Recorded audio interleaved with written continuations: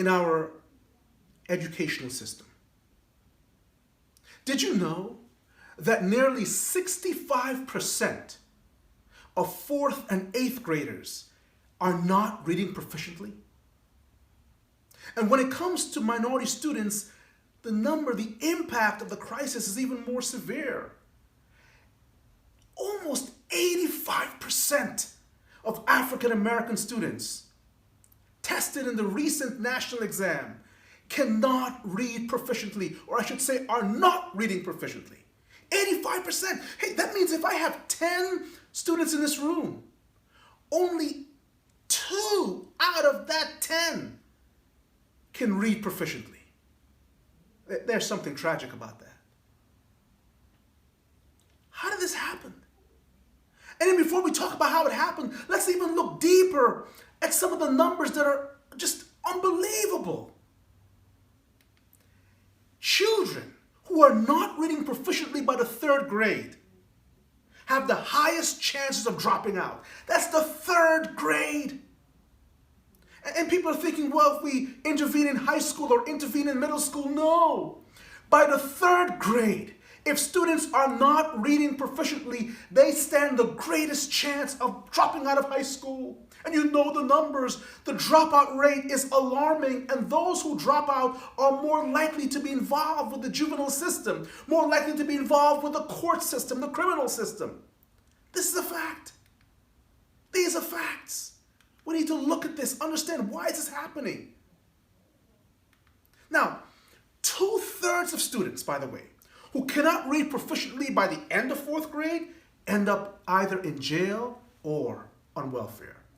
That should stagger you. And here's the thing about the link between crime and illiteracy. Over 70%, listen to this number now, and get your pens going. Over 70% of America's inmates cannot read above a 4th grade level. Now do you see the correlation? If students are failing by 3rd and 4th grade, if they're likely to drop out of high school because of the lack of reading skill by 3rd grade, is it any wonder then that 70% of inmates cannot read above a 4th grade level? It should be no surprise. The link between crime, poverty, and illiteracy is undoubtable. Can you doubt that link? And do we need further proof? Do we need more information? Do we need more statistics? No, we don't. We don't. We need to act on what we already know. Now, if that's true about inmates in the system, let me give you one more stat that blew my mind when I read this. Nearly 85% of those in the juvenile justice system are considered to be functionally illiterate. Look, here's what I'm saying. When you fail in school, when school leads to failure, the next step is often for kids involvement in the criminal system and then jail. They go from failing to jailing. And we don't need any more people, sociologists, to tell us, oh, we know it's a tragedy. If you fail in school, your chance of succeeding in society is dismal.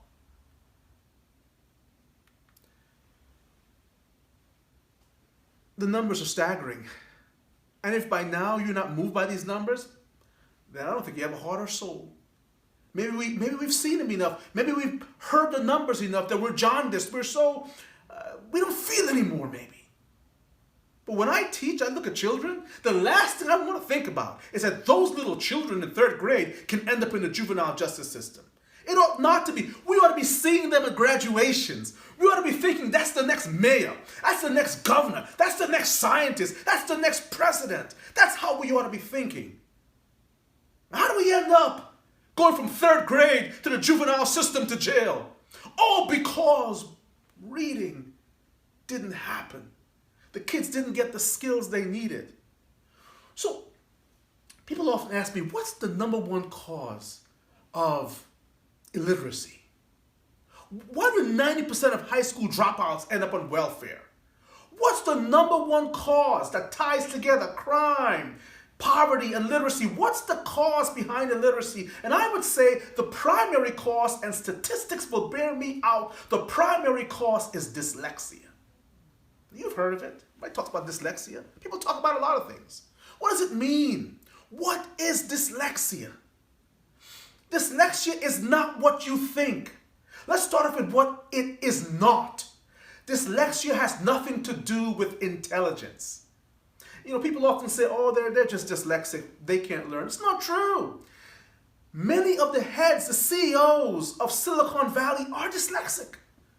So dyslexia has nothing to do with intelligence. What is dyslexia? If it is the primary cause behind reading failure in school, and if reading failure is the primary cause of illiteracy, which leads to crime and poverty, we need to understand what dyslexia is.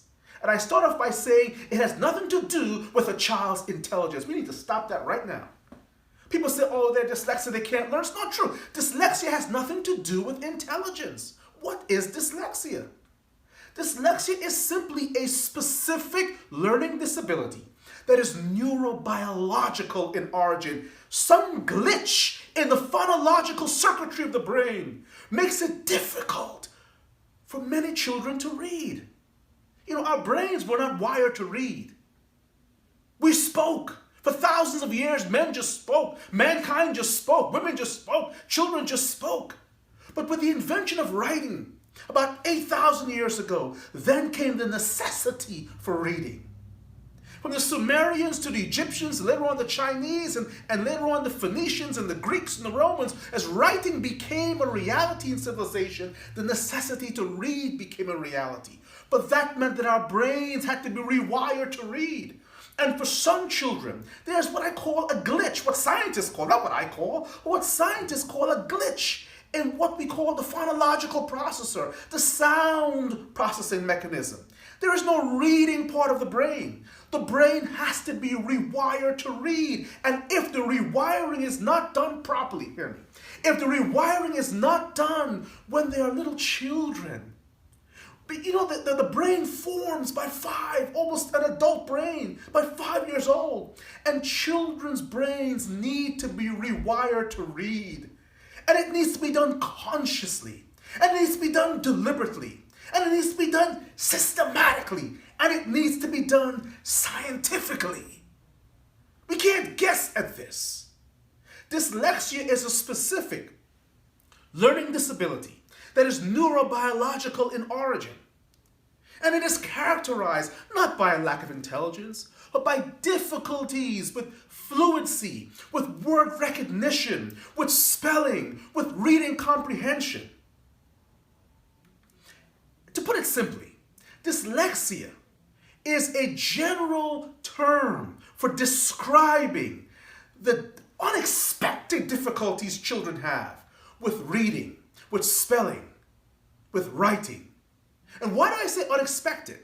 Because of their natural intelligence, you would think it's easy for them to read. You meet children who are brilliant, they're great in math, they're wonderful in other subjects. But when it comes to reading, there is an unexpected difficulty. And that is because their brains have a difficulty in terms of the circuitry that is needed to process reading. Dyslexia is not about intelligence. It's about the human brain. And the more we know about the science of reading, the more we understand how the brain works, the easier it will be for us to remediate dyslexia and help those children rewire their brains properly, to diagnose their difficulty instead of relegating them to the back of the room or putting them on suspension, God forbid. But recognizing there are real difficulties inherent in the minds of some children. And those difficulties have to do with processing. And I'm going to introduce a term to you today. I'm going to end this particular part of this discussion today with a terminology that I think you need to know. People talk about dyslexia. And it is a disorder that involves difficulty in learning to read, or interpreting words or letters or other symbols. It is not about intelligence, but what causes it. Here's the term I want to leave with you today. And I want these 3 letters to stay in your mind long after I'm finished teaching today. And that is, what causes dyslexia? Dyslexia is caused by PCD. Let me say it again, PCD. And what is PCD? PCD is the phonological core deficit. The phonological core deficit. And that is what we will discuss or look at as we continue this series on helping our children to overcome every obstacle and achieve success through reading. Remember those terms, the phonological core deficit. And we will look into that as the primary cause of dyslexia, which is the primary cause of illiteracy, which is the primary cause of crime and poverty.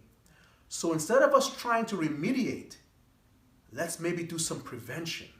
And let's look at the phonological core deficit, PCD, and see what we can do to help children who are suffering from PCD and to also prevent PCD from occurring in children.